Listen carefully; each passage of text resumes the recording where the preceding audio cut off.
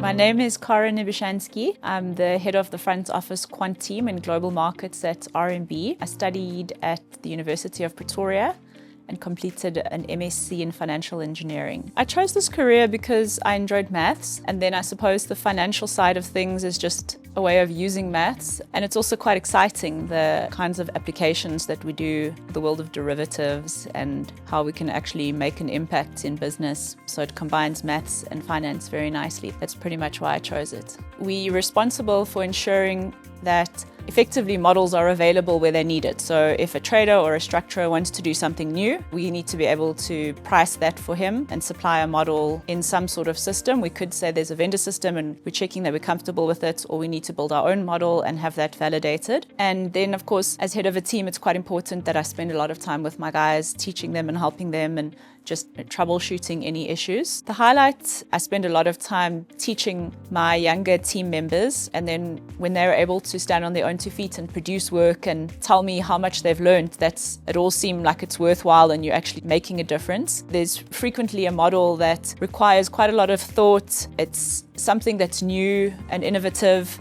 To produce an answer and to get that through is exciting. So just the whole process of somebody comes with a request and then you've got an answer is great. So one of the surprising things is early on in my career, there were quite a few people who were willing to sit down and help me. And frequently the problems encountered are quite complex, and the number of people who are willing to sit down and take an hour out of their day just to help you. Based on all of that, now that I'm further along in my career, I always think about those people and I make sure that I make the time to do exactly the same. Also, when you start working, you think that everything in, these big businesses functions like clockwork and all the systems are perfect and every deadline is met, and big business isn't all as seamless and perfect as we expected. As a woman, I've never felt any bias. No one has ever made me feel as though I didn't have the same abilities as a man. What can be challenging for women is when you have children, because then you want to be present for your children and you want to do well in your career. And sometimes you do have to make decisions. Once you've had children, there's a patch where your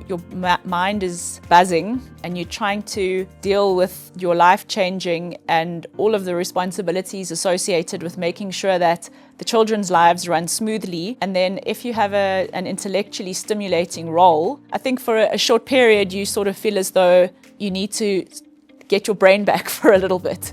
So I think that is a bit challenging for women, and I think that also dictates sometimes how they choose roles. My advice to young females, I think take every opportunity to learn. When you come into the workplace, you know a lot of theoretical knowledge, but there's a lot that you don't know. Don't be afraid of asking questions. As a grad, it's actually the ideal time to be asking questions because no one has very high expectations of your level of knowledge. So learn as much as you can wherever you are and ask as many questions as you can until you understand it. I do enjoy high intensity exercise, which some might not view as relaxing, but that's my unwind. And just spending time with the kids. Every now and then a good massage and lunch with the girls just to get away from everything.